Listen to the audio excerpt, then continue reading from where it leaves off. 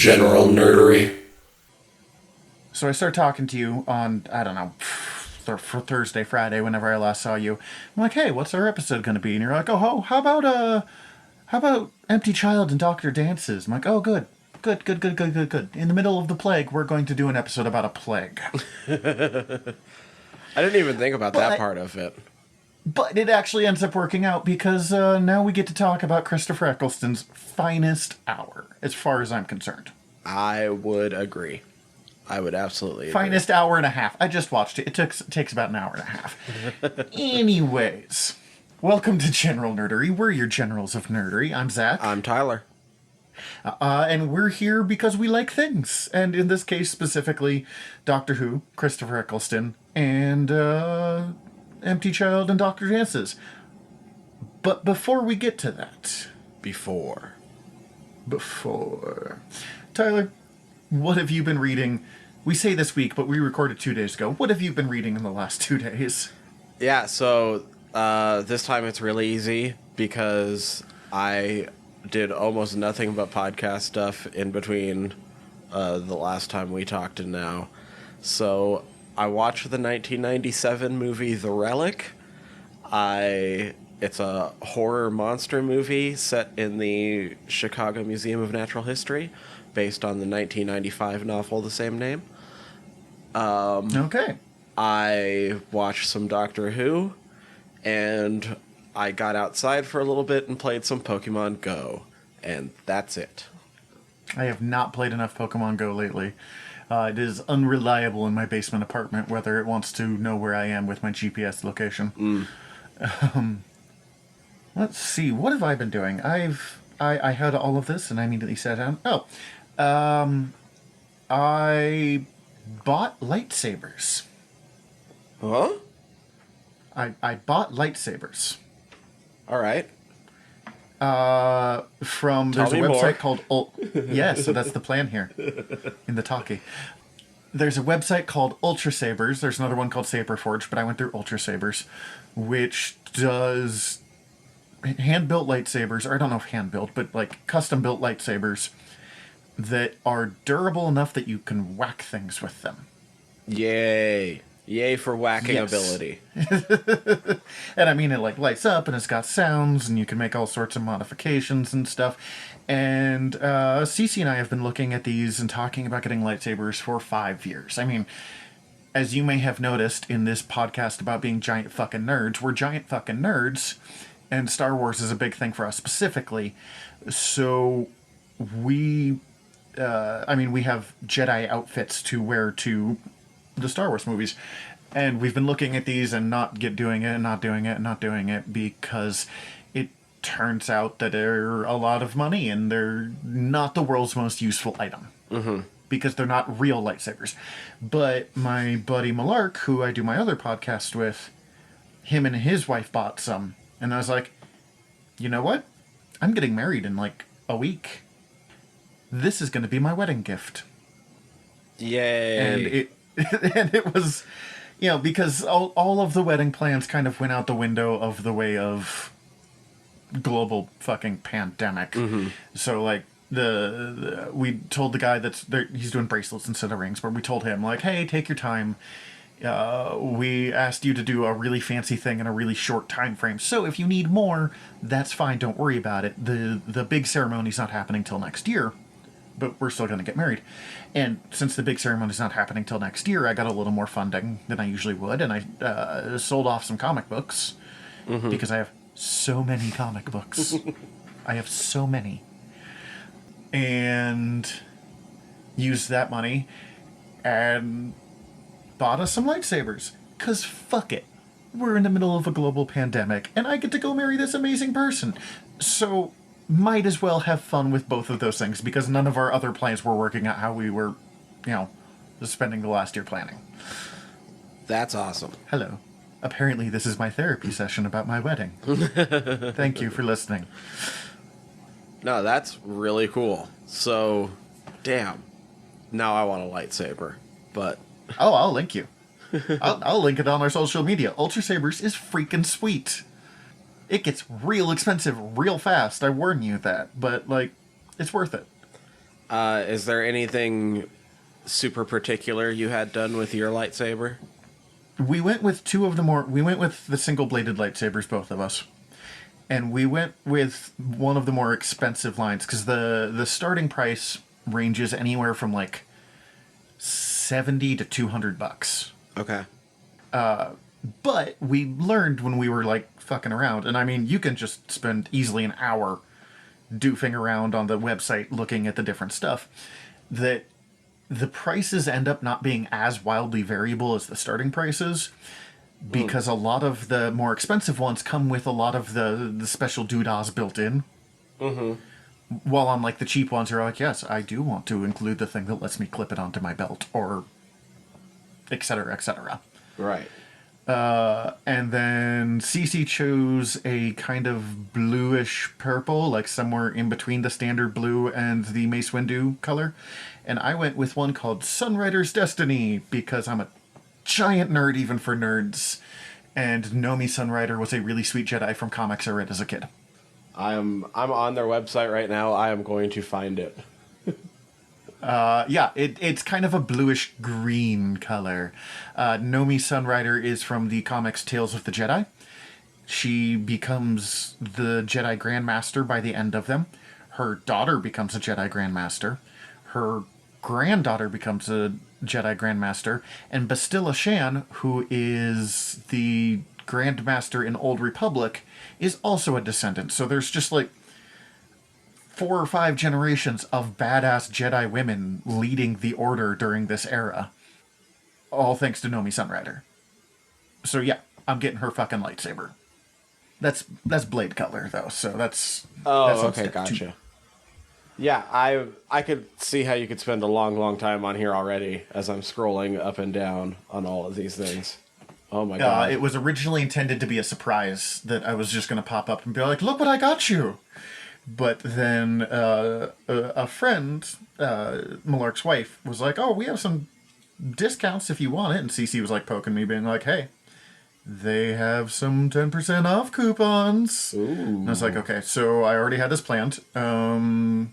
Why don't you just make your own instead? Which is great, because I was close on what she wanted. Mm-hmm. But what she came up with was legitimately better than what I was, making for her. Nice. Yeah. Awesome. Mine was cool, too. But yeah, that's my biggest new thing. I'm very excited about. I think about it a lot. That's awesome. I'm going to have to, close this window right now, or else I'm just going to spend this entire podcast making myself a lightsaber. I definitely got the, they're like, do you want it, lightweight or mid-grade or heavy grade? And I was like, give me the heaviest grade of, lightsaber blade that you can get. And they're like, it's twice as heavy. And I'm like, that's fine.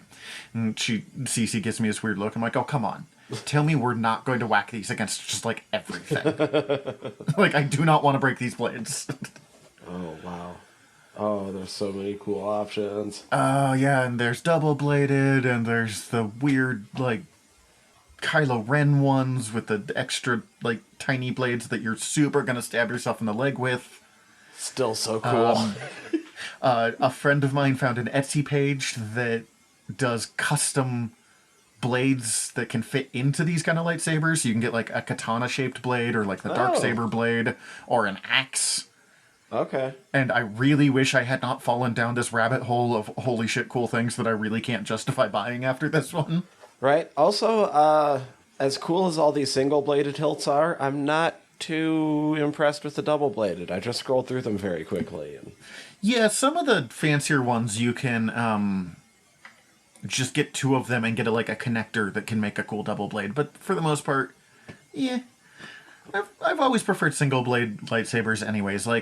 The first time Darth Maul ever pops up with it, that's super cool. But, yeah. But I realize mine is foam, but I have fought with a double-bladed sword before, and it's not actually that fun. It's one thing if you've got, the full staff and you can hold the whole thing and do all the stuff you're supposed to do with it and just go, Goku's extendo staff from Dragon Ball on the people. Mm-hmm. But if you try that with a lightsaber, you're literally going to cut your own hands off. Lightsabers are dangerous enough as it is. Agreed. I would definitely accidentally kill myself with a lightsaber. Like, it would be one of the best ways I could ever go out, but... Oh, yeah. If you're going to die, dying by way of lightsaber is not bad. But it's like It's an in elegant A New death. Hope. Oh, yes. For a more civilized age. In New Hope, Obi-Wan gives Luke the lightsaber. First thing he does is stick it right towards his face. Like, and clearly he doesn't know, but still, just, whoo boy. Oh, that is asking for trouble. Yeah, that could have ended really, really poorly and quickly for the entire series. Just imagine Obi-Wan Kenobi being like, I have been hiding out in this motherfucking desert for 19 years, and he kills himself 10 seconds in. Way to go, Luke. You really are your father's son. Oh, shit. Then it would have to be Obi-Wan off to kick some ass. Alternate Fine, universe. I should have done this 19 fucking years ago.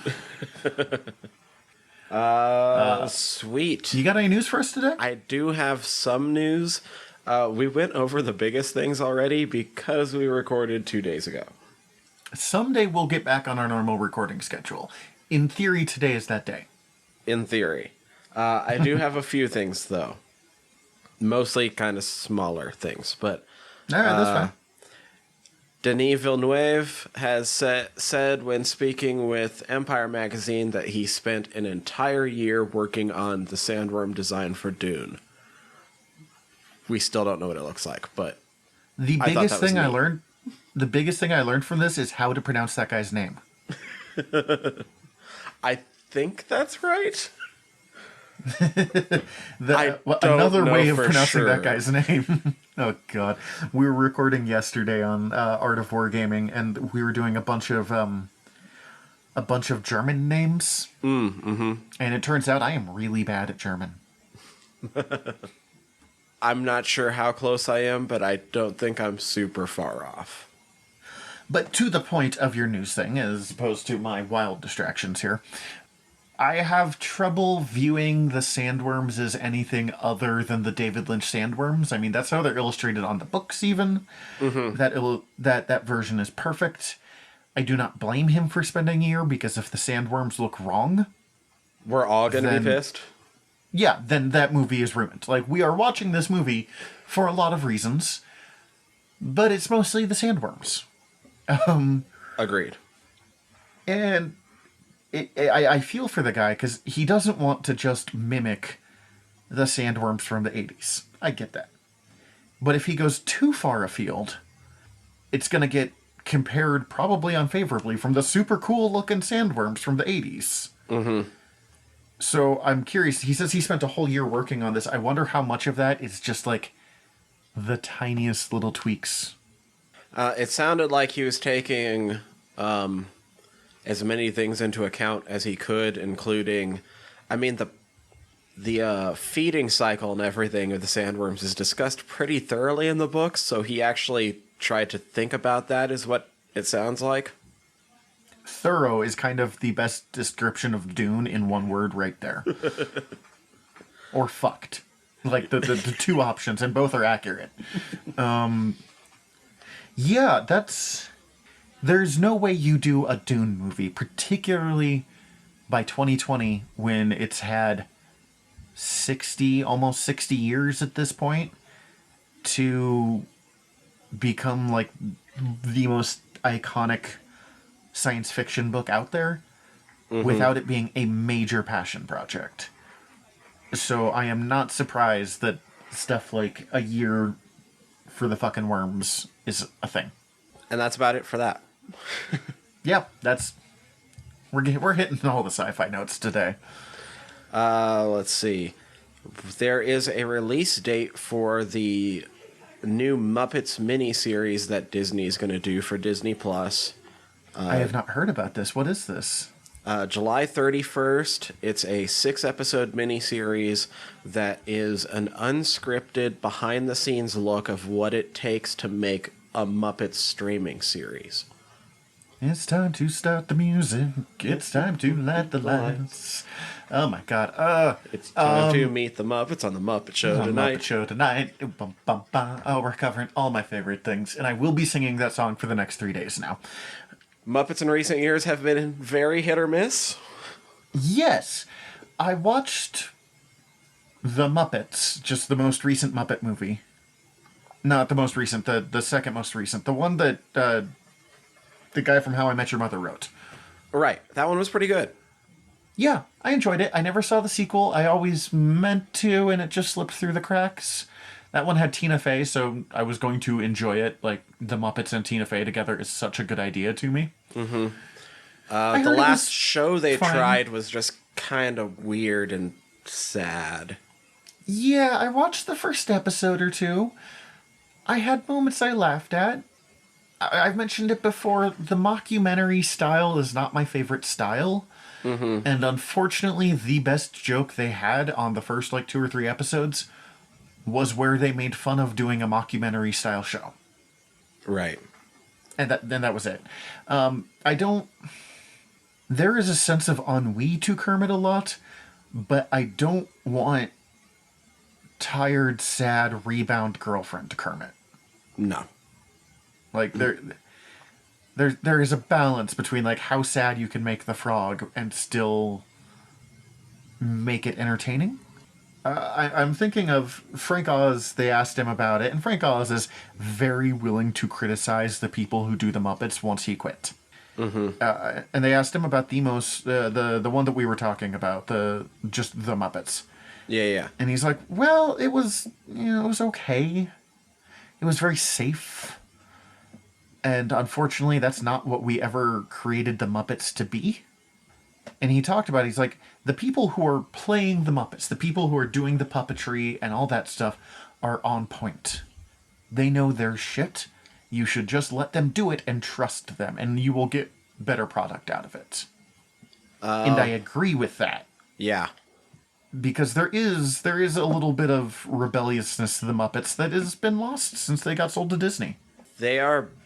The advertising for this iteration is banking really hard on selling it as a return to form, a return to what made the Muppets great in the first place, though they're not actually using any specific terms beyond that.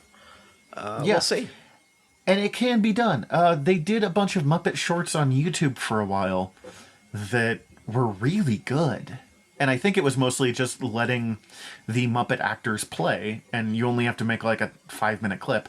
They did a Muppets Bohemian Rhapsody, which is one of my favorite all-time videos on YouTube. I hope that this is good. I guess that's what I got. Yeah, that's me too. I'll be watching it. It's only 6 episodes. Disney Plus. I already got Disney Plus. Why not? Yeah, I mean, it's time I watch something other than Star Wars on Disney Plus. There is the wider world on there. So this one's just... we both love both of these guys. We've been talking a bit about vampire comedies recently anyway. Jason Momoa and Peter Dinklage are going to be in a vampire buddy comedy. So you remember in the What We Do in the Shadows episode where I talked about why do another vampire comedy? We already have What We Do in the Shadows. We don't need another. Right. It did not take them long to make it something that I am at least potentially interested in proving me wrong there. It's going to be called Good, Bad, and Undead. Peter Dinklage is a descendant of Van Helsing, and Jason Momoa is a pacifist vampire. And they team up to become con men to pretend that Dinklage is killing a vampire all over and swindling people out of their money. This is one of those things that we need to see way more than what we have seen before I can really, give too much of an opinion. But every one of those words was great. Agreed. Your basic concept here is rock solid. Oh, man. Jason Momoa is a pacifist vampire? I'm so down.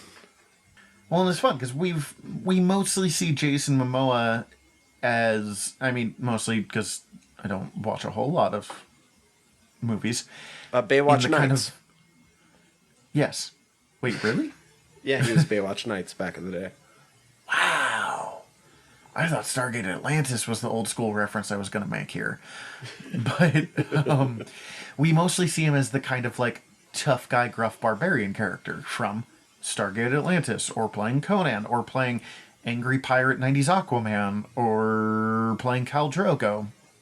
So I am interested in seeing Jason Momoa play not that. Mm-hmm. I'd love to see more range from him, and this is a pacifist vampire is definitely not that. Plus, Peter Dinklage is just a national treasure. So yeah, Dinklage is fucking international incredible. treasure. He is not American. We do not get to claim him. Is it? I thought he was. I think he's from Jersey, isn't he? Is he? I want to look this up. God, he probably is. We get to claim him. Great. I don't know if Jersey counts. I've never been to Jersey. I shouldn't make Jersey jokes.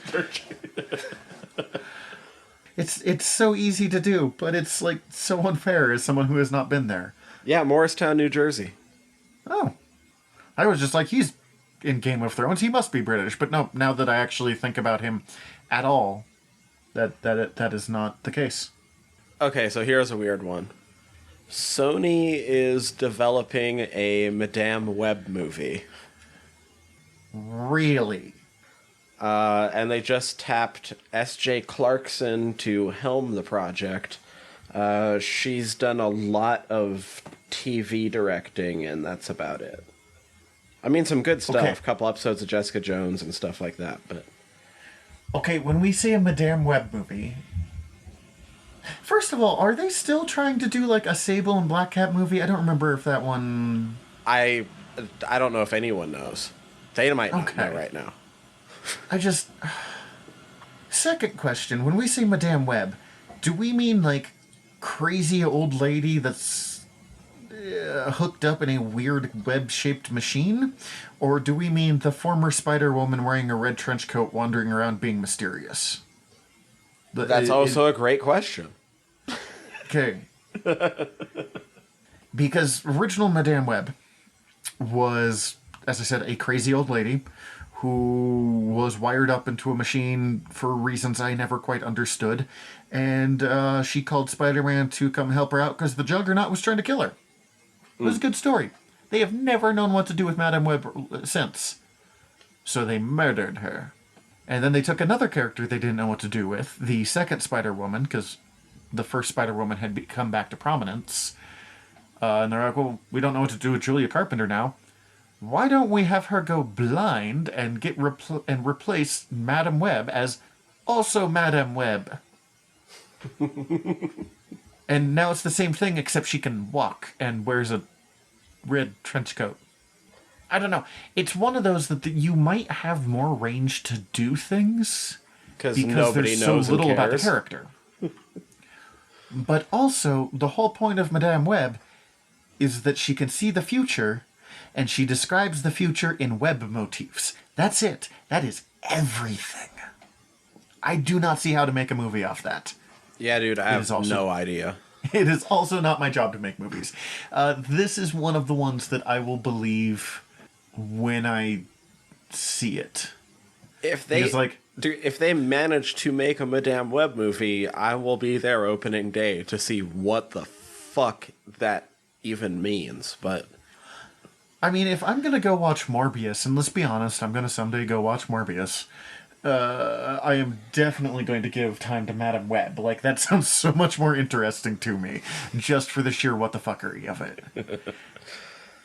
It is, and I've mentioned it before, every time I go, I can't believe they would go that far.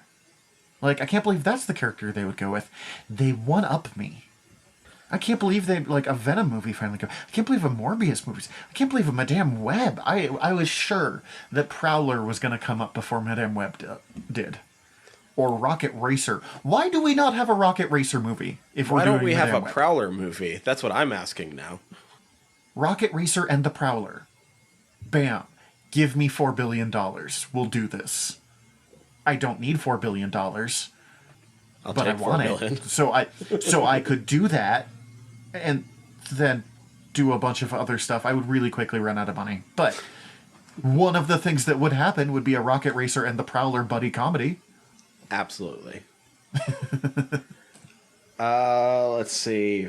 Frank Marshall, producer of Jurassic World Dominion, is saying that hopes are that this is not the end of anything, but rather the beginning of even more Jurassic Park movies to come, or Jurassic World is, as it seems to be going from here on out, as it sounds like they're intending for dinosaurs to stay on the mainland, no matter what happens in Dominion. Okay. So, on one hand, that is the most bullshit gobbledygook you could... This isn't the end. This is a beginning. That is literally like a Yoda line. And two, of course he wants that. He doesn't want the money pit to end. He hasn't finished filling his pool with Scrooge McDuck gold coins that he's going to dive into and probably break his face, because that's not how gold works. Yeah, but if I had that much gold, I might try too. Oh yeah, at least like lay on the top. Actually, no, I would not, because money is disgusting. and not just like a big fuck capitalism thing that I could go into on a podcast that's not this one, but I literally just mean money is Disgusting. gross. Yeah. Yeah. Like, Yeah, I'd be dumping some Lysol first. just bathe yourself in Lysol and be like, all right, this was fun. Give me the Lysol back. Now I'm going to break my face.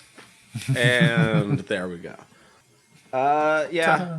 However, I mean, he's going to get that fucking pool of gold coins, because I don't see dinosaurs not making money anytime soon. I just want them to try and be scientifically accurate again. That would be cool. I mean, totally in down with that. Jurassic Park was not perfect in a lot of ways. Even back then, they were like, well, let's just make up the Velociraptor, and have messed with the scientific view of things, or the public view of science, for years. Well, But it was also to be fair. To be fair. Oh, you've got to that point. Oh, yes. Oh, I'm way beyond that now.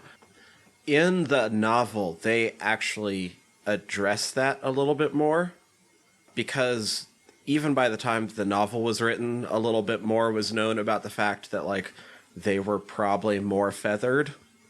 Now we know that some of them were drastically more feathered, but I want to see that. But in the novel, they point out that because people don't know that, they don't react the right way. They're and so they are genetically engineered not to be dinosaurs, but to be dinosaurs in the way that people already view dinosaurs to be. I guess I can kind of see that, although it's fun that they say that, and then Jurassic Park updated how the public viewed dinosaurs permanently. Right. Like, we went from viewing The Lost World, like Land of the Lost bad TV show, to Jurassic Park being our go-to for what a T-Rex looks like. But I read this review once of the first Jurassic World, which is a movie that I enjoyed. But they talked about how it would have been so easy to, instead of be like, look at this weird genetically modified dinosaur that we made up, blah, blah, blah, blah, blah. Just be like, so we made more realistic dinosaurs based off what we now know, and holy shit, they're so much more dangerous. Right. I agree. Bam. That's a new Jurassic Park movie right there. I want to see more accurate dinosaurs. I think that's also an easy way to go for it. We'll see what actually happens. I also live with a giant dinosaur fan, so I routinely hear all the weird new cool shit that they have figured out and have announced about dinosaurs, because there's new stuff like every week. Mm-hmm. And it's always cool. And like, yep, I love the Jurassic Park T-Rex. It is classic. It is the first thing I think of when I see the T-Rex, like hear the words T-Rex. But we've had that for 30 years now. Let's do some new weird holy shit cool things. I agree. But also movies about dinosaurs. I'm happy. I'm not unhappy about any of this news. And then I have one last bit of news, and it just broke today, and actually very nicely ties into what we're going to be talking about today anyway. Big Finish is going to be relaunching its Doctor Who audiobooks, audio dramas. What does that mean? So they have had regular adventures from the 5th, 6th, 7th, and 8th Doctors, dating back all the way to 1999. That's going to come to an end. Okay. Audio drama 275 or whatever. I don't know how they number it or what, but that's going to be the last one of those. That's going to be replaced by them doing 12 new lines, one for each of the first 12 Doctors. The important question here, beyond just, holy shit, that sounds like so much work, is are they still going to get the original Doctors when they can to come back and do those? Because, like, Sylvester McCoy played the Doctor this year, or last year, on the audio dramas. Peter Davison, who was a Doctor in the 80s, I mean, so was Sylvester McCoy. Like, that's cool if they're doing a relaunch. I read comic books. I recognize that relaunches are a thing. But God, I hope they still keep bringing back the original actors when they can. I know Christopher Eccleston's not going to come back. I know William Hartnell's dead. But I don't know. That is the thing I am curious about. The way everything... I'm trying to read through their announcement a little bit. It's worded a little bit weird, but they seem to think that this is going to expand their options even more. They didn't really have any audio dramas where they're able to make use of, like, Tennant or Smith. And now that has a higher possibility of happening alongside the older Doctors, or even Eccleston. And I don't see Eccleston coming back for that. They're going to have to grab someone new, probably. But it's now a possibility to open up a way for him to return where he's not showing his face, I guess. I don't know. Where he's not having to deal with the people that pissed him off. Right, he's just recording some we'll talk about. The other interesting thing is it's the first 12 incarnations of the Doctor. So not Capaldi. Instead, there's going to be War Doctor stories. Interesting. So that means no Peter Capaldi and no Jodie Whittaker. Right. Or, in theory, no one of the other ones that's harder to get. I don't know. I've never listened to any of the Big Finish audio stuff. Apparently they do some of the Star Trek books that I've been listening to as well. But I hear really good things. I've been meaning to check them out. They're just kind of a pain in the butt to get in America. Right. I haven't checked them out either. I understand some of them are extremely good. Just... For me, it's almost just that there's not enough hours in the day. Yeah, that's really a major part of life. That's all I got for news, though. Cool. That's pretty simple. Let's take ourselves a quick break, and then we will find out about how just this once everybody lives. Yay!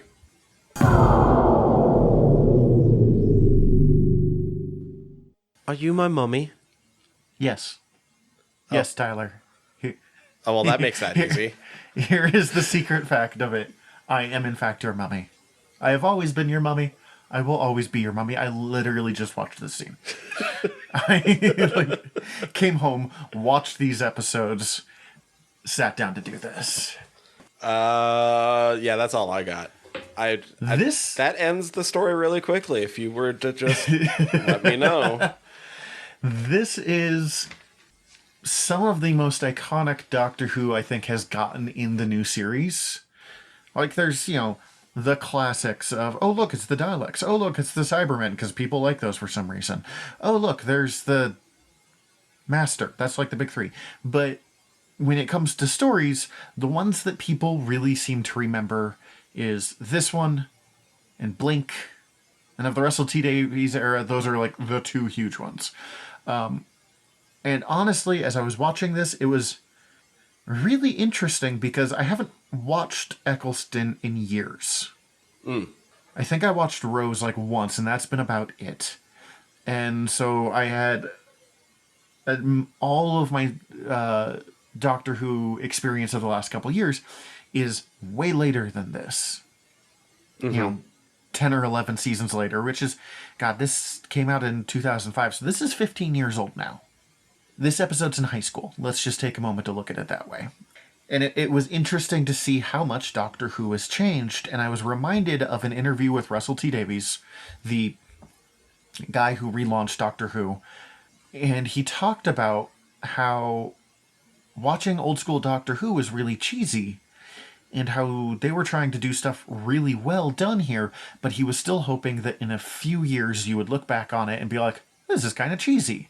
He wanted to continue that same feel, but for a 2005 era instead of a 1980 or a 1965 or whichever era. And he definitely succeeded, but this is probably the least cheesy this entire season gets.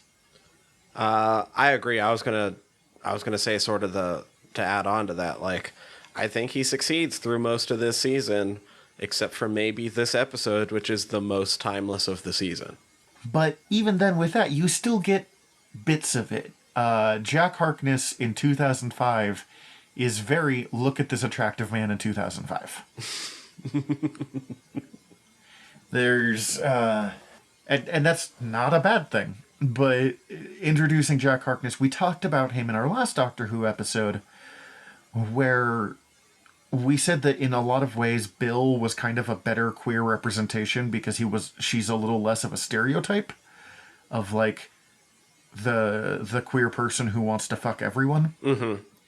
But it is also really important to remember that in 2005, that was important. An openly sexual queer person was really big to put on something like Doctor Who. Was it? He's just a 51st century man. Yes. It's still a problem today of making queer characters basically asexual or aromantic in media a lot. Oh, they're gay, but that never comes up. They never have a boyfriend or a girlfriend or a partner or whatever. Like, they're just the gay friend, and that's how they exist. That was even worse 15 years ago. Jack is not that. It takes Jack no time at all. The first words he ever says is, excellent bottom.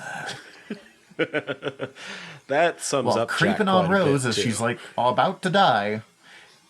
And then he immediately slaps a dude's ass.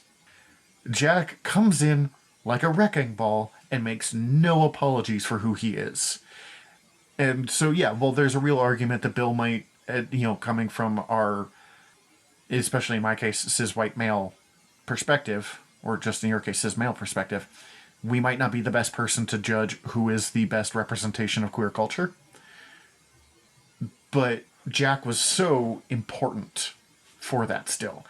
And not just Jack, Russell T Davies put a queer character somewhere in basically every episode. He found somewhere to drop that. And it was jarring at the time. Not jarring like bad, but just like I had never seen anything like that.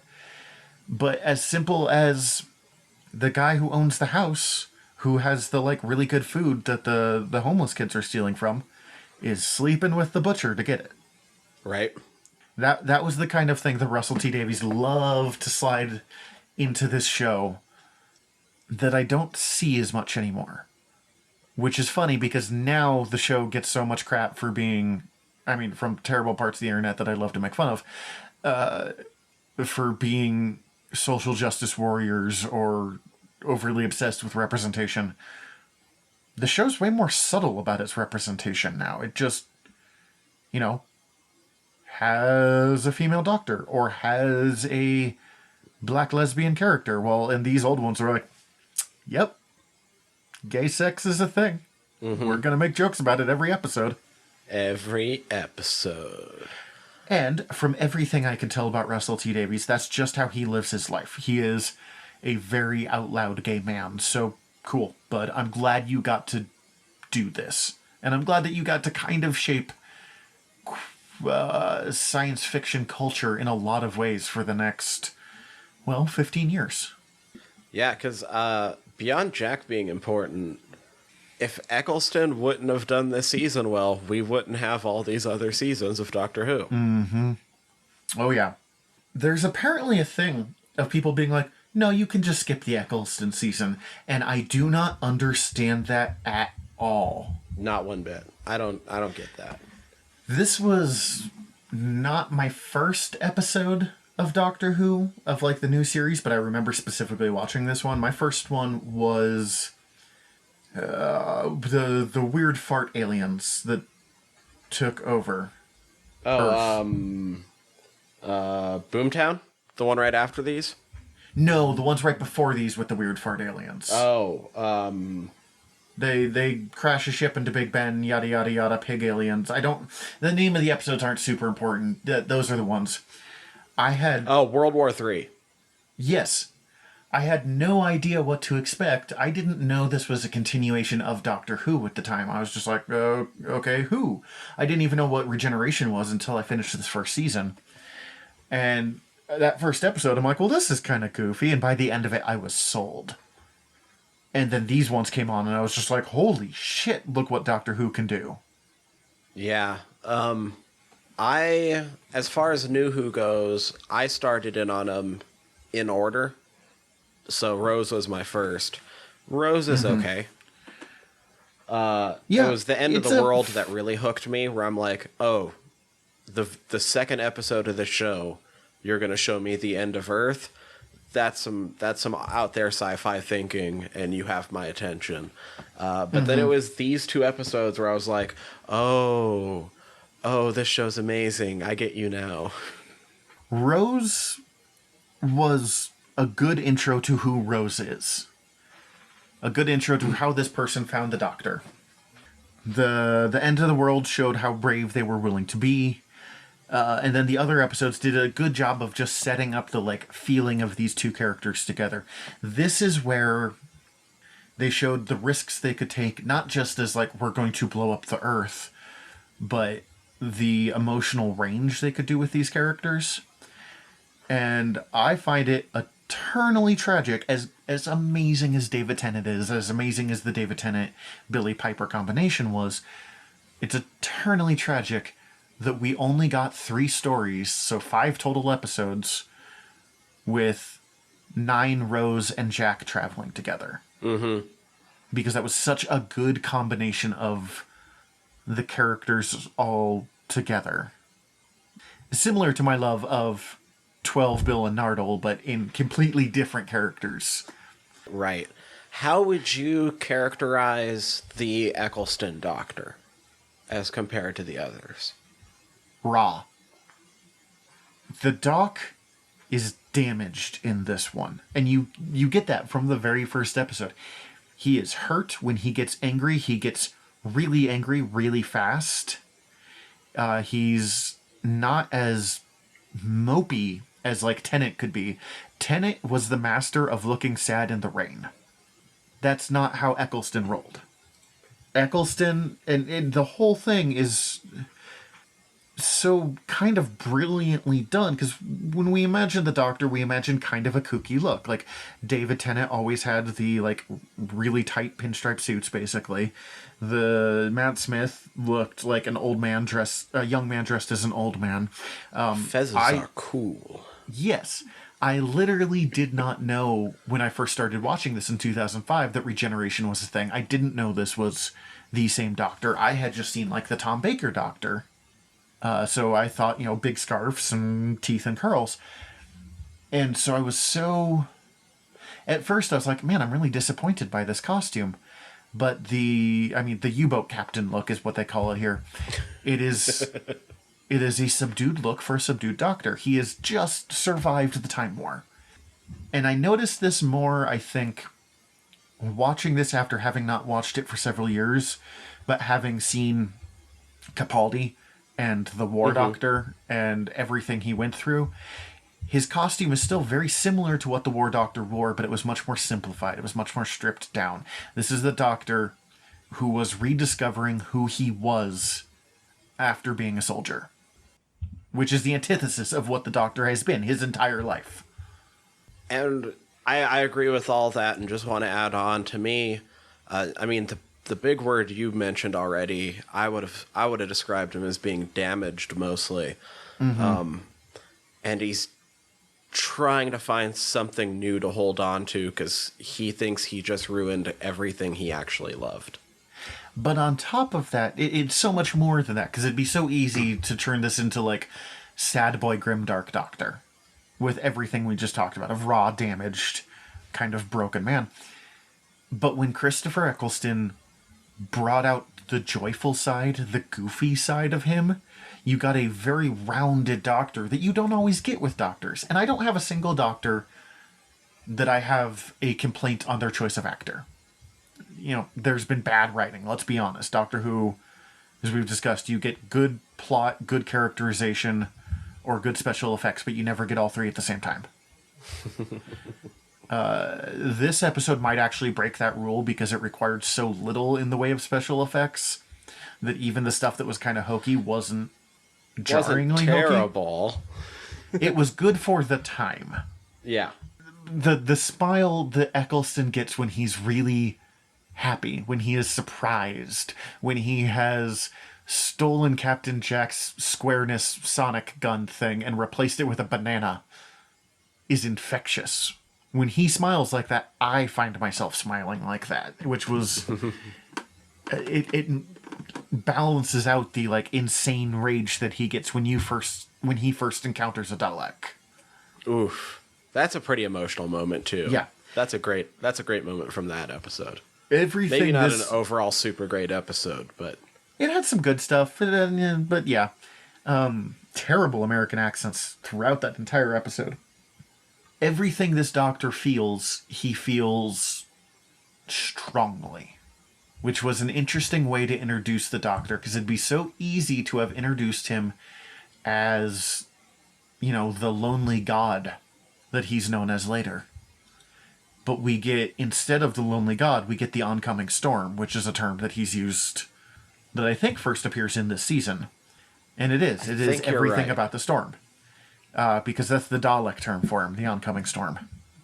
I suppose as we move into talking a little bit more about this episode in particular, I'll point out that it was directed... Both these episodes were directed by James Hawes and written by future showrunner Stephen Moffat. This is the first episodes where we get to see how brilliant Moffat is really capable of being when his writing is on point and when he doesn't get too caught up doing mystery boxes. He doesn't have that here. We just get the clever, capable Stephen Moffat writing that is the best of his stuff. Before we dive kind of into the episode itself, what do you think of Rose? Because she is weirdly divisive. I still have a crush on Rose, so that answers that. And we talked about this a little in the previous episode. I still like Rose. I get more now why people who don't like Rose don't. Mm-hmm. But I do think she was the perfect companion for this doctor. With the exception of the episode Father's Day, which I just hate. But that's one bad episode out of a 13-episode season, so they're still doing pretty good. Right. And even then, I kind of get it. I just don't like that episode very much. It's just Rose makes bad decisions, the episode. So we dive into this episode. He is chasing a ambulance. He doesn't know that. He's chasing an object. Mm-hmm. And I actually thought it was interesting. There is no calm point in this intro, in this cold open. Oh, no, they go straight into everything. Like, when I think of cold opens, it almost always starts with, you know, Peralta walks into the Brooklyn Nine-Nine station, or, you know, let's see the Enterprise coming through. There's always that, like, moment to let you recognize what show has started. It doesn't do that. The first time I watched this, I thought I had missed something. It's just, bam, it's going. The show, the doctor is chasing this thing. We get a fun little joke about how Red Alert is only a human thing. For everyone else, it's Mauve. And we get the first reference to dancing. Which, let's get it out of the way. For the most part, dancing means fucking in this episode. Oh, yeah. They don't talk about it. But it is clearly subtext. And it works both ways. Like, if a kid saw this and literally thought they were talking about dancing, it doesn't hurt the story at all. No, it's still also about dancing. but it's also But about it's also about fucking. and it turns out in other language or in other cultures, red alert means dancing, because apparently you need a dancing alert. I need They a land dancing alert. in the center of London. They don't know it yet. In the middle of the London Blitz, Rose is wearing a giant Union Jack t-shirt, which I thought looked super great when I was a kid. But these days, I found I was just distracted by how much that is just the equivalent of wearing a American flag tank top. Rose It was looks going classier, the British. though. It does. It looks classier. It does. But Rose was going the full British equivalent of the Florida look. Oh, she's a chav through and through. I just kind of like chavvy chicks, I guess. I guess so. It was kind of fun. All the old school doctors, and they had to, like, there was the BBC accent that you had to have. All the previous doctors had it. They let this one have a northern accent, and they let their main character, in a lot of ways, I mean, Rose is almost the main character of this first season, have British slang and a London accent specifically, as opposed to proper BBC etiquette accent that I was not doing right there when I said that. But You know, we already mentioned it once, and it comes up pretty quickly from where we're at in the episode anyway. I feel pretty privileged to get my ass slapped by Captain Jack. yeah, I'm not gay, but I'd probably be tempted. Like, if John Captain Barrowman Jack. decided that he wanted to try that, I'd be like, oh man, like, I don't think so, but thank you. We're like, oh, well, thanks. Before that, we get a couple of fun moments. Rose immediately ends up, like, getting stuck on a barrage balloon for some reason. She's like, oh, I guess I gotta climb up this rope. She's, like, trying to chase the kid, but seriously, the best option she found was climb this rope to get to the kid. No question on where the rope came from. Considering what would have happened if she would have caught the kid, the best possible outcome happened with her getting caught in the middle of the blitz. Also, I do not know who plays that kid, but good job him from the very first moment. The first moment that you see him, he is creepy as balls. Well, the voice was Noah Johnson. Okay, I good got job. that for sure. Good job, Noah Johnson, and whoever the creepy little kid was. He's like 5 in it, so I mean, honestly, all he had to really do is point. But still, good job, that kid. Are you my mommy? We have a fun little moment where the doctor goes looking for Rose, gets to the TARDIS, starts talking to a cat. One, I just enjoy the doctor interacting with cats because old school Doctor Who just had a reference that he loved cats. Like, it was just one of the things. And also, I find it very relatable that he just found a cat and picked it up and started talking to it, because that's 100% what I would do if the cat would let me. And then he goes, in 900 years of phone box travel, I've never met, like, a person that doesn't wander off. And I think that's interesting because it brings up the ongoing debate of the Doctor's age. The 7th Doctor refers to himself as about 950 or something like that. Okay. And then we don't get anything about the Doctor's age again until the 9th Doctor, where he refers to himself as 900 years old. And everyone's like, wait, what does that mean? You can't be... Are you younger? Like, how does that work? And then in this, he refers to 900 years of phone box travel. And an ongoing theory was the Doctor stopped counting the part of his life before he, became the Doctor and started traveling through time and space, which I thought was such an interesting idea. Like, I was this old, but this is when I became who I am. I mean, and honestly, depending on which incarnation of the Doctor you're talking about, and at what time in their own timeline, they also might not count the War Doctor time period. Also, they lie through their teeth constantly. That's just a thing. Yeah. Doctor lies. They did do a thing through this era where he aged basically in real time. Like, each season was basically considered a year of the Doctor's life. But that means that 9 and 10 regenerated really quickly. In Right. Tennant's final episode, he refers to himself as 906. By the time we get to 11, like some later 11 seasons, he talks about being around for centuries, which I kind of prefer because it means you have so much more room to play with that Doctor.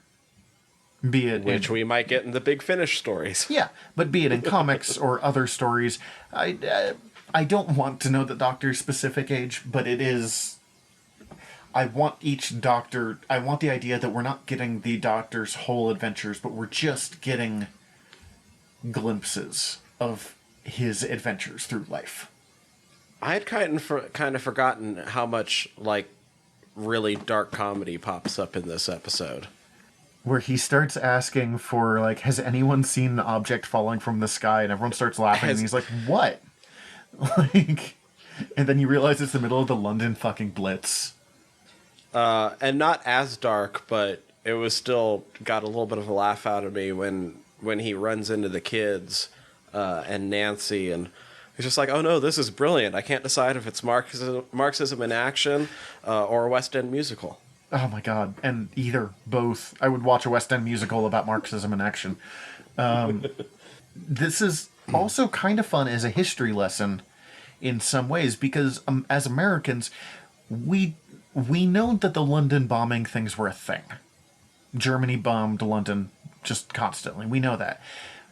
But the reason I know anything about it, because, the American educational system, is through fiction. The first time I ever heard about this was through the Chronicles of Narnia, because the kids are being taken away from London for their own safety. I learned more about how Britain viewed itself in the war through this episode than I think I have through any actual, like, history class or history lesson I've taken. Oof. Speaking of kids being taken out of London, how about that really little bit of super darkness they snuck in there at that dinner table, too? Oh, yeah. They're like, I was gone. And they're like, what happened? He goes, there was a man. And then they change the subject. And, like, I didn't really think anything about it at the time.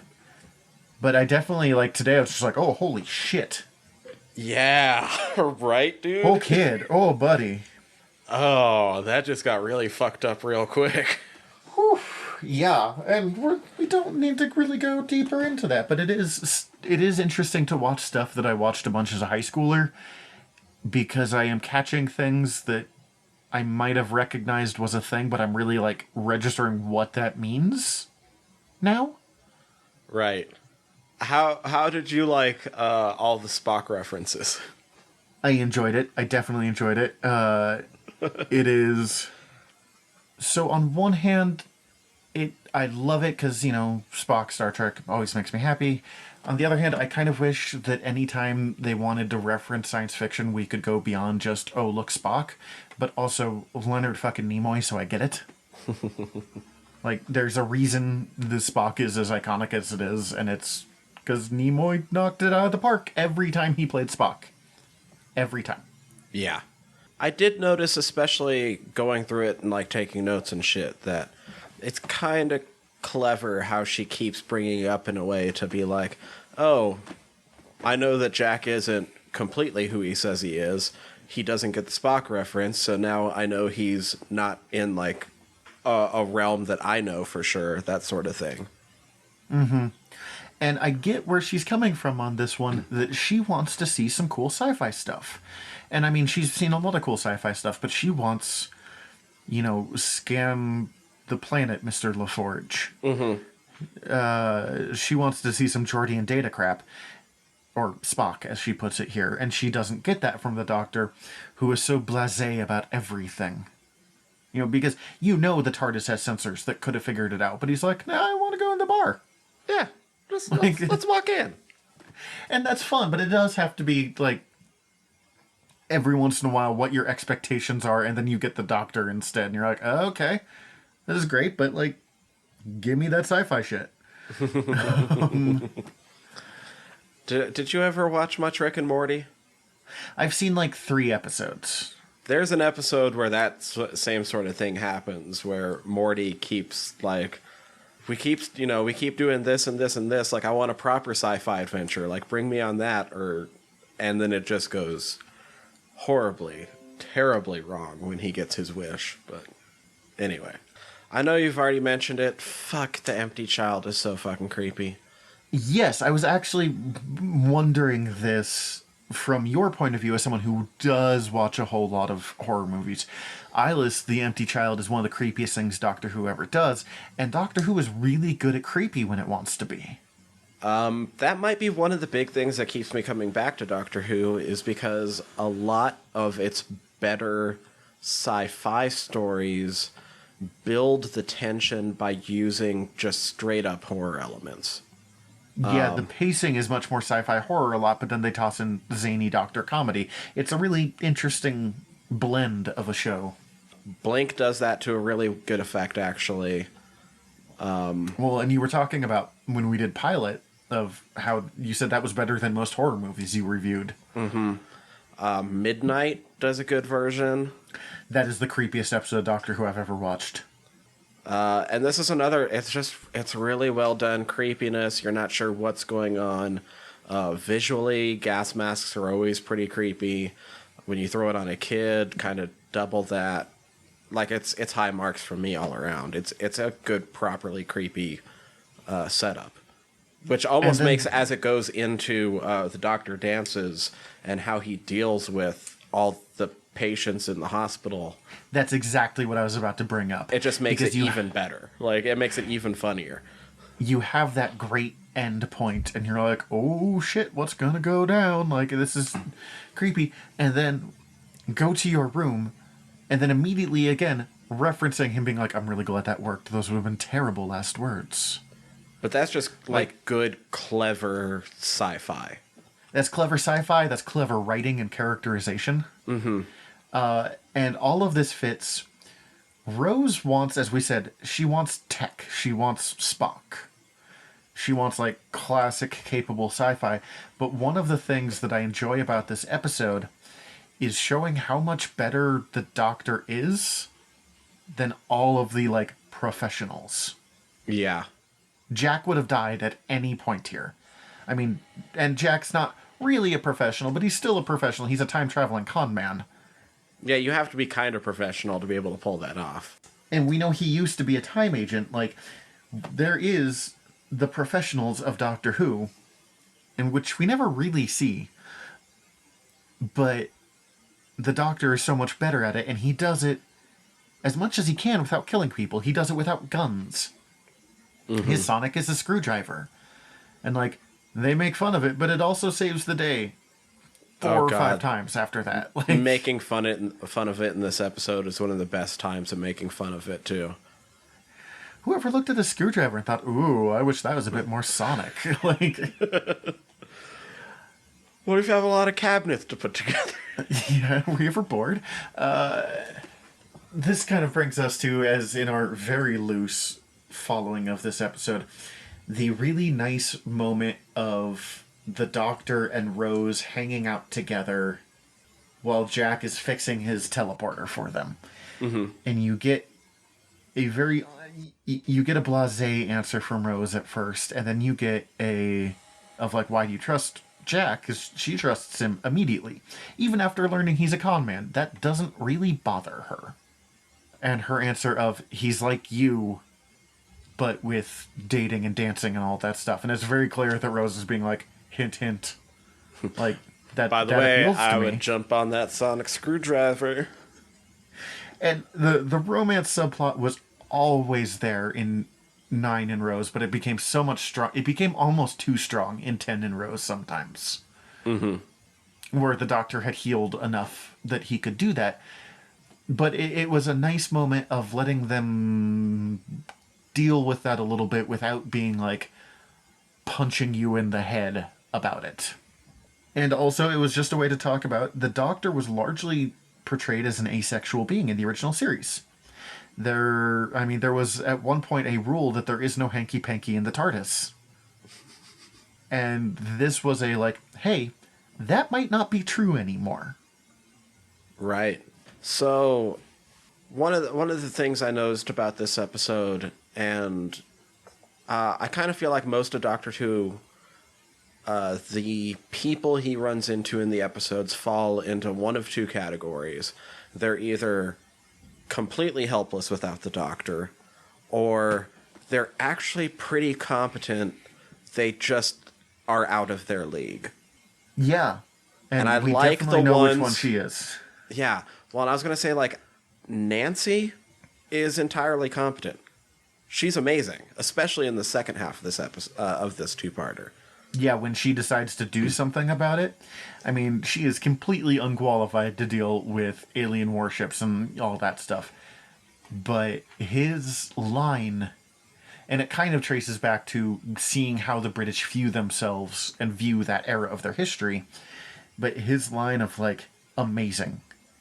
This tiny, damp little island being like, no, no farther. I don't know about Hitler, but you sure scare the hell out of me. That's him complimenting Britain, but that's definitely him complimenting Nancy. Like, you go on, do what you gotta do. I think he is Nancy so could have... impressed by her. I think Nancy could have made a good companion. In a different world, when she didn't have a 5-year-old son, which, let's be honest, bringing a little kid on the TARDIS is just going to get him killed really quickly. Right. Although leaving him in the middle of the London Blitz is not a significantly better option, so who knows? Nancy is completely capable. If she had continued on, it's never anything I've thought about before you talked about it, but I certainly wouldn't have a problem with it. I just love her poise when she's pointing out to the group of kids, like, well, then who's typing on the typewriter? But not just that, where she's proving how brilliant and capable she is. My favorite bit of Nancy was how she was still trying to keep a sense of, like, normalcy for the kids. Mm-hmm. Like, you don't eat until I finish carving. You don't spread rumors about whoever owns this house. Mm-hmm. Even though she knows all the rumors and uses it to blackmail the guy later, she's like, I'm not passing judgment on what we're doing, but you're not going to be a dick about it at the same time. Like, she calls people out in a way that the best companions do. And she's curious and she notices stuff. Damn, you're right. She would have been great. See? There was a point, as much as I love Rose, that I just wanted to sort of, like, reach through the screen and be like, Rose, of course we go out into the galaxy, find new life, and fuck it. As much as I love Rose, Rose is a 19-year-old kid, so every once in a while you're like, grow up, Rose. Like, of course we go out into the universe and fuck the universe. You have literally hit on basically every, like, 19 to 35-year-old male that's been vaguely attractive to you that you've met. Also the 900-year-old alien. Like, you flirt with everyone, Rose. Are you surprised that Jack flirts with everyone? Oh, that's the thing that I didn't mention earlier when we were talking about queer representation. Jack kisses the Doctor before Rose does. True. It's not until a few episodes later, but that was big. That's true. Holy shit. And the Doctor did not seem unhappy about it either. No.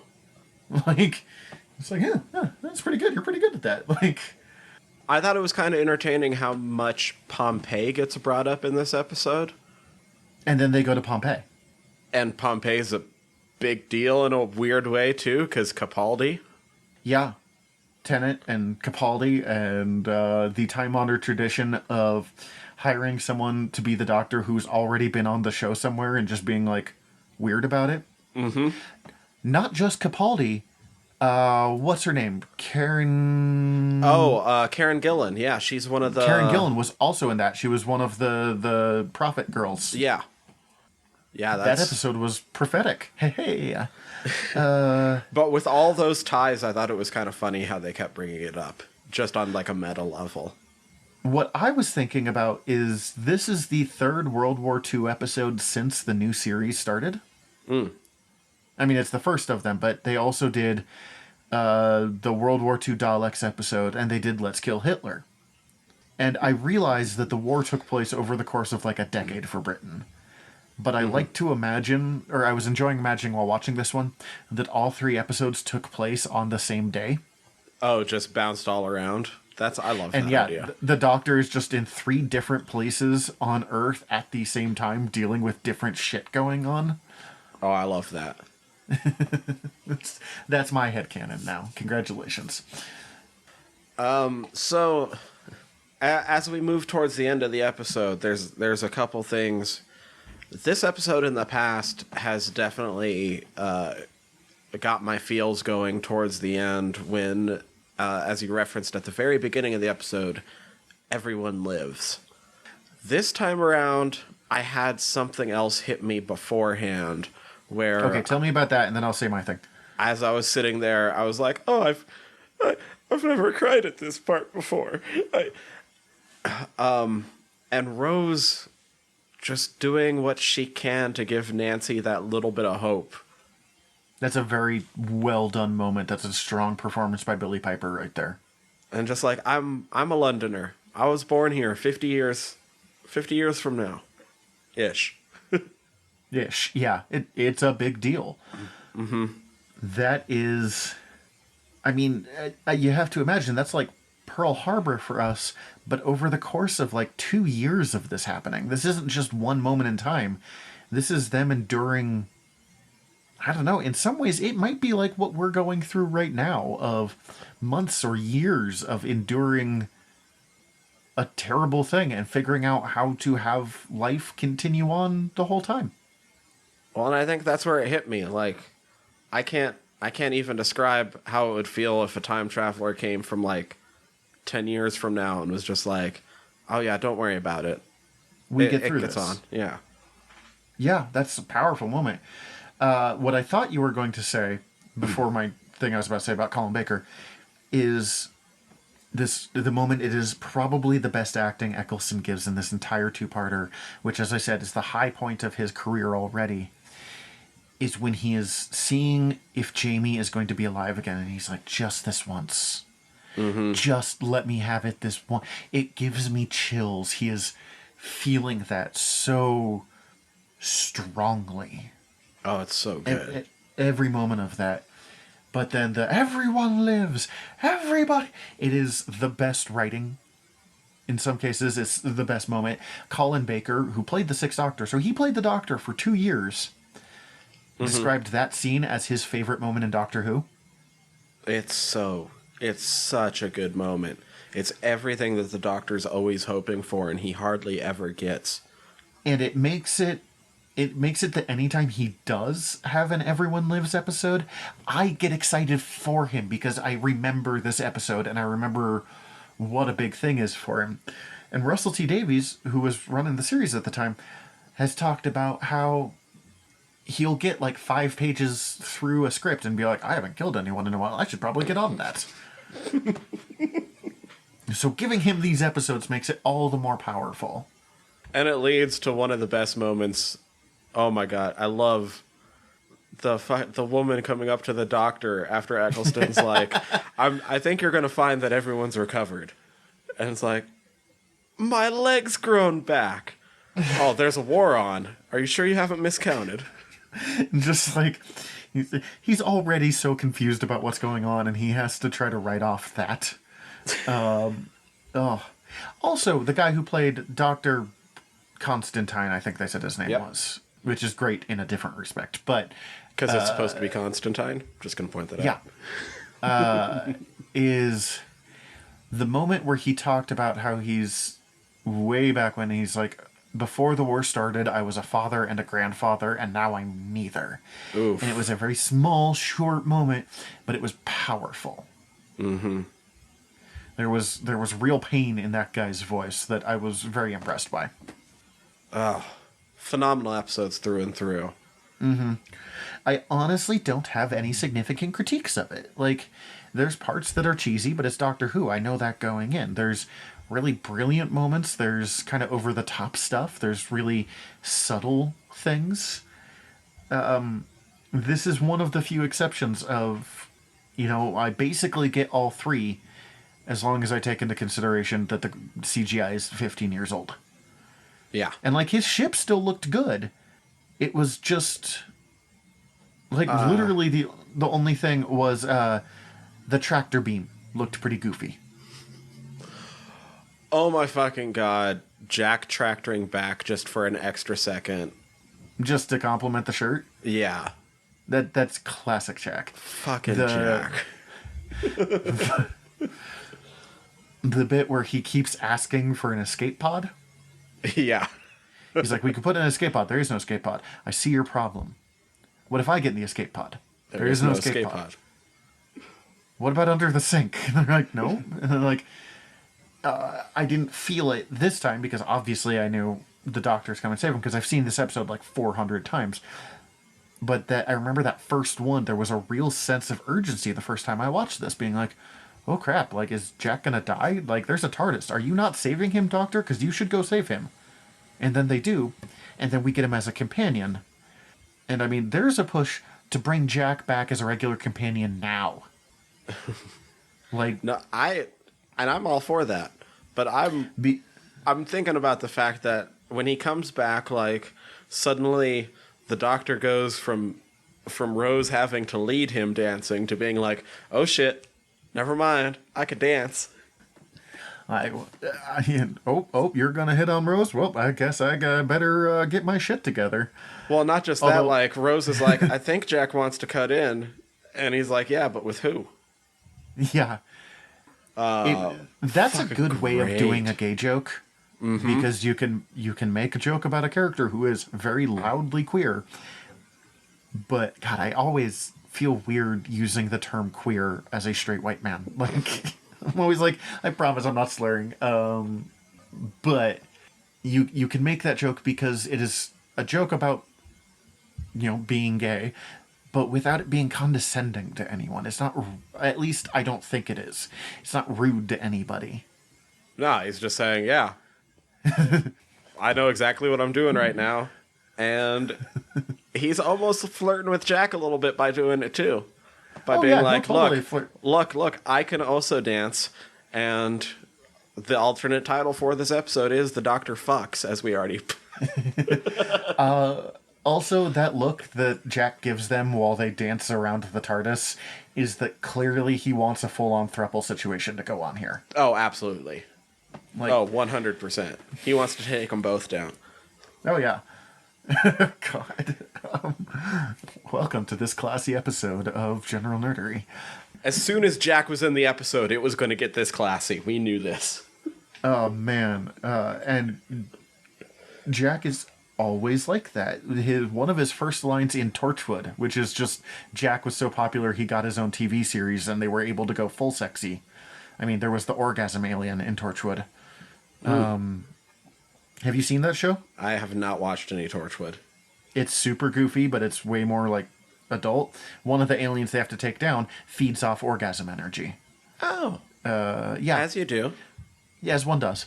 But the first line Jack has in Torchwood is he's talking about how he can taste contraceptives in the rain just because of how it, like the chemicals that we're taking and we're having going into the earth, going back up into the sky, and then coming back down. And he goes, well, at least I won't get pregnant.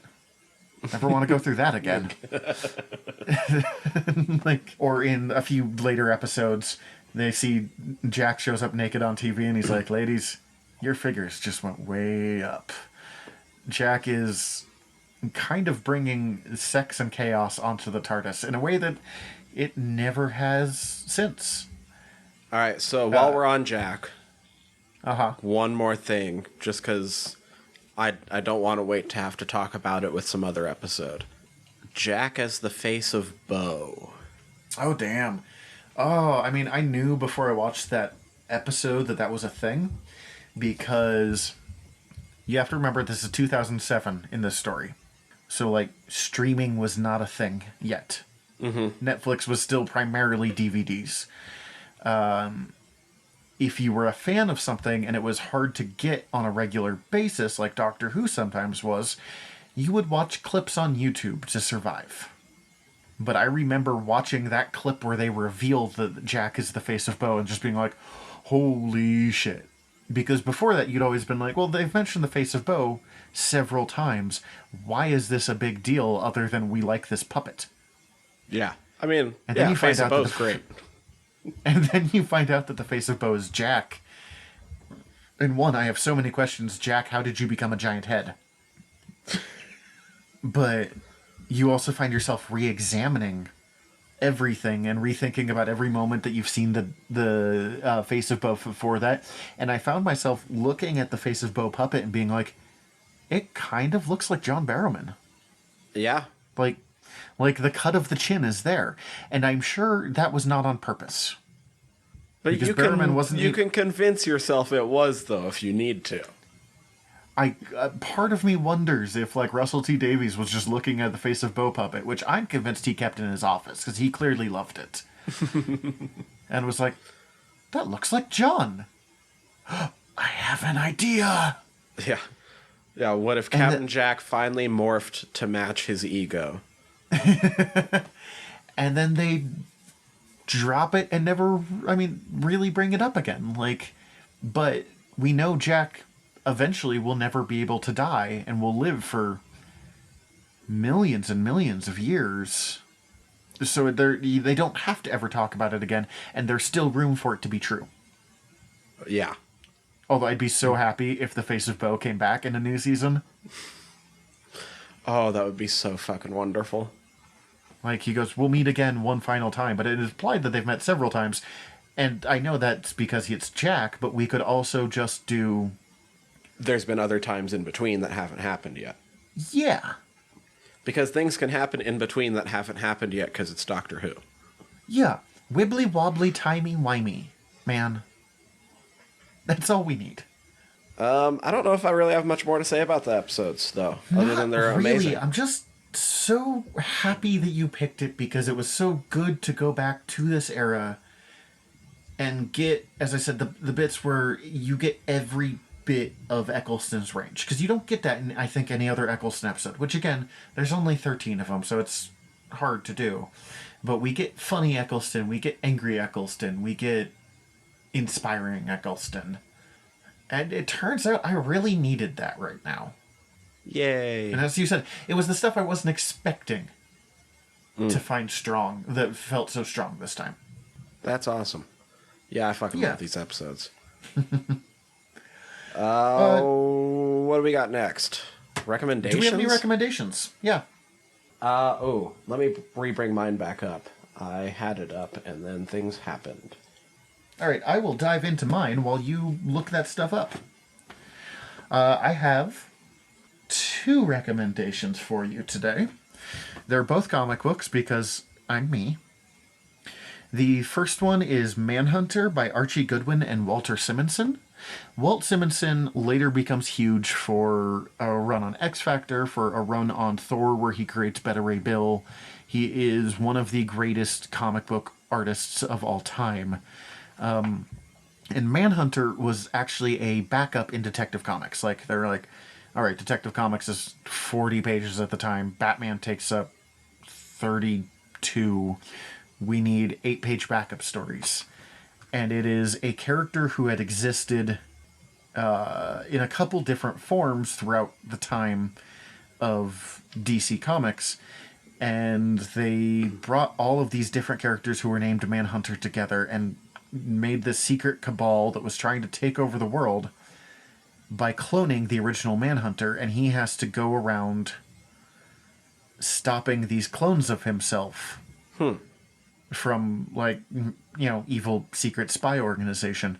It is only, I'm holding it in front of me, the entire story of this version of Manhunter is, 50 pages long total, I would bet you. Okay. And it is one of the best comic stories I have ever read. Once you get used to the fact that it's, instead of 22 pages long for each issue, it's like 8 pages for each one. It is short and sweet and very beautiful in how it's done.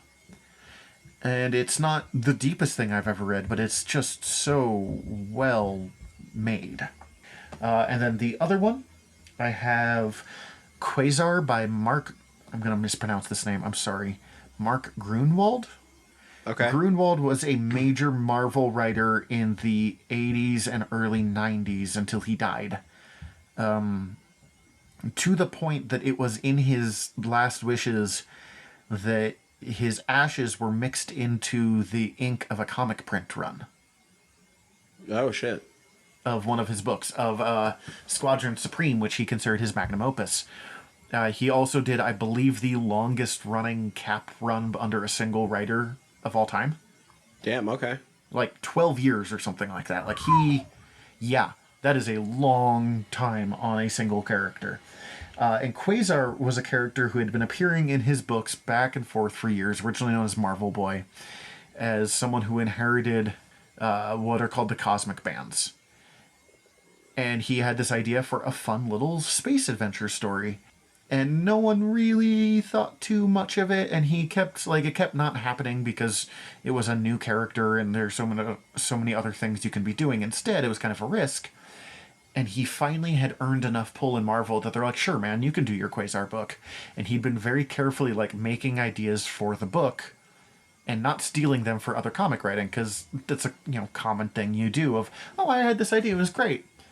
But I've got an issue of Captain America coming up, so I'm going to steal from that idea to make it work. Mm-hmm. And he'd been peppering Quasar or Marvel Boy through his appearances. He'd appeared in some Captain America issues and some run of The Thing. And he finally get this book, Greg Capullo. This is Capullo's first book he ever draws. Okay. He's not the only artist on it. He's not the first one, but he's a pretty major one on it.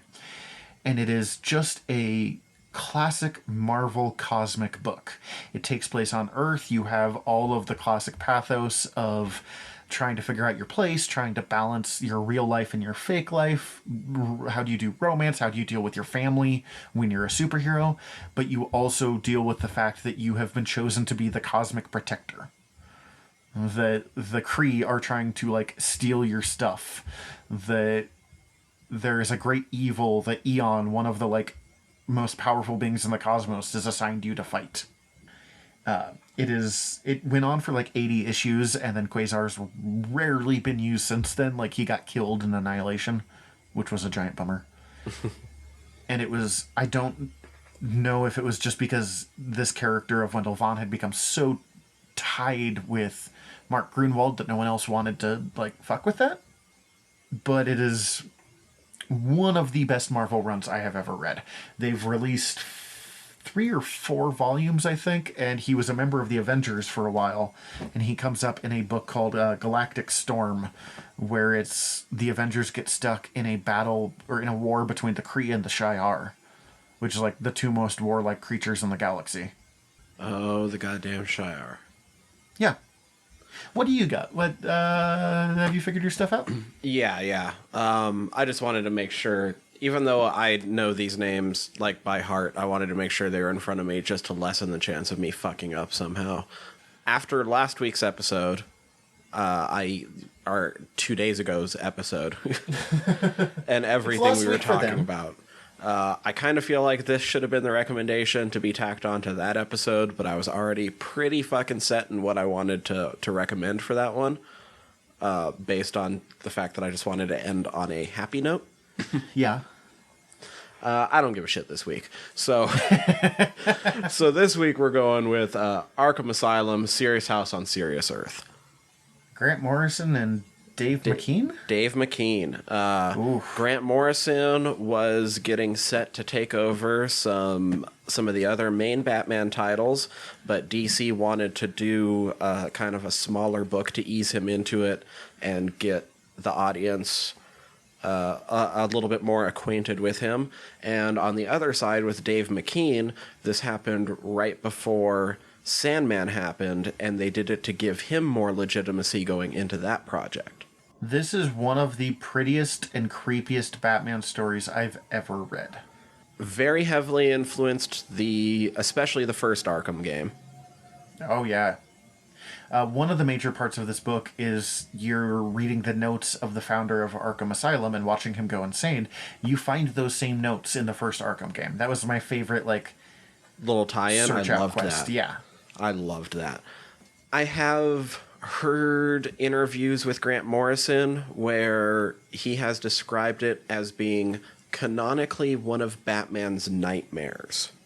Oh, interesting. It's not something that has ever happened in the physical world, but all of these weird, twisted versions of his villains, and the asylum itself is this weird nightmare that Batman is thrown into, where you can really examine his relationship to some of his villains and his own fears and what his character is railing against.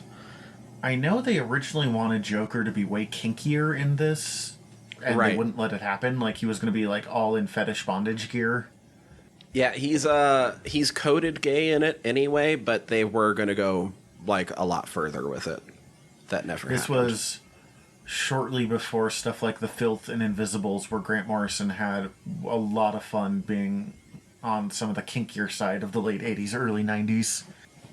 You said this was a prep for him to write bigger Batman stories, but I don't remember Morrison taking over until the 2000s. Did that part just not come through, or? I kind of think that that's what happened. Is it just kind of didn't go through, even though that was the original plan. I think it was supposed to be like, oh, this is going to go and turn into something more ongoing, and didn't quite. Partially because it's weird and fucked up, and how do you ongoing Serious House on Serious Earth anyway? Yeah. Well, and it's not like they weren't getting work out of him. Morrison wrote from DC from somewhere in the 80s up to like 2000. And then he was only gone for like 3 years before coming back. He did do 4 issues of Legends of the Dark Knight in 1992 before he took on way later on. Oh, that's fair. Okay. Oh, yeah, that's right. He mentions some of that later on. So he didn't do a huge jump in. It wasn't until Morrison was the biggest name they had going before he really took on Batman. When does he start in on, like... Does he start in on properties that handle Batman before that, though? Like, does he start in on some Justice League and stuff? He did a Justice League run in the mid-90s. I want to say like 96 to 99-ish. That is the defining Justice League run. Like, there's some weird moments in it. You have to deal with electric blue Superman with energy powers kind of Oh, yeah, era. but that's where you get, like, Rock of Ages and shit, though, right? Yes, you get Rock of Ages, you get World War III, you get Mageddon. It is the Justice League run. Like, warts and all. It is, I define it as one of the best things the DC ever did. Either way, it was kind of like, this guy had been doing mostly British comics. We need to introduce him to more of the American side of things. So here's a smaller Batman story. Yeah. This was during the time that, that was what? Not Jeanette Kahn. That was the woman who was running Vertigo at the time, the head editor, who's amazing, and I cannot think of her name right now. And that's Karen Berger? Karen Berger, thank you. That's a giant bummer, because she deserves so much credit. And she just kind of started reading 4000 AD, or 2000 AD, the British comic that brings stuff like Judge Dredd, and was like, oh, that guy's really weird and fucked up. Let's bring him over. It's how we got Neil Gaiman. It's how we got Alan Moore. It's how we got Grant Morrison. Jamie Delano, who never got the same recognition as the other three, but is still super fucking good. Yep. It really tied in British and American comics in a way that they never had been before, but they always have been since. Yeah, and I hope that one day we end up actually doing an episode about it, because I think there's a lot to get into with the way that the villains are portrayed in it. So I don't want to say too much, but if you're looking for a weird Batman story that has inspired something that I'm sure many of you have played, it's incredible, and it's visually just a fantastic feast that Dave McKean truly brings these weird nightmare dreamscapes to life in a way that is It still is- recognizable as being Arkham Asylum. It is one of the seminal Batman pieces, but done in a way so different from what Frank Miller was doing and what everyone else has been aping ever since, that I really can't recommend it highly enough, even though it's really outside of my usual wheelhouse of recommendations, because it's dark and fucked up and weird. Good recommendation, bud. Strong recommendation. That's what I got. Okay. That's what you got. That's what we got. What you guys can get is more of our show if you like and subscribe. That's right. Subscribe and make sure that you get the new episode as soon as it comes out. If you want to go check out all of our older episodes and anything else we're up to, you can go check out the website, www.generalnerdcast.com. You can contact us through the website or by emailing us, generalnerderypod@gmail.com. And while you're at the website, you can go click through those links at the top, because we are part of the Earworm Podcast Network. That is EARVVYRM. You can check out everything network-wise either by going through that link or the website, EARVVYRM.com. That keep you up on the other shows, listen to me talk about horror movies over on Fried Squirms. Zach, I know you and Malark talk about war and wargaming on The Art of Wargaming. It's very straightforward for a weird thing. And maybe we'll get more soon, because COVID we keep talking about. sucks. We swear we're working on more projects. It's just, again, I know I've mentioned it a lot today. There's a global pandemic happening right now. COVID sucks, and we're essential. But we're also essential for doing this. That's right. We really do appreciate you listening. We would love some reviews. Good reviews, bad reviews. Really, the more that we hear from you, the better we can make a show that you guys would enjoy. You can find us on social media at Facebook and Instagram and Twitter. Just look up General Nerdery. We're what pops up. In the meantime, we are your Generals of Nerdery. I'm Zach. I'm Tyler. Dismissed.